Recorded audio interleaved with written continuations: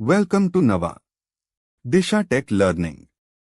Today we are breaking down cloud formation.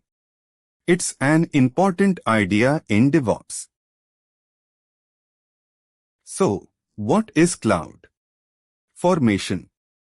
AWS Cloud Formation provisions infrastructure declaratively through JSON or YAML templates.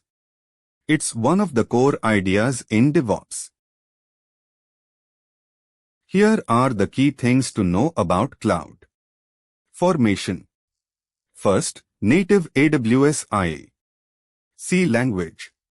Also, stacks and stack sets for multi-account.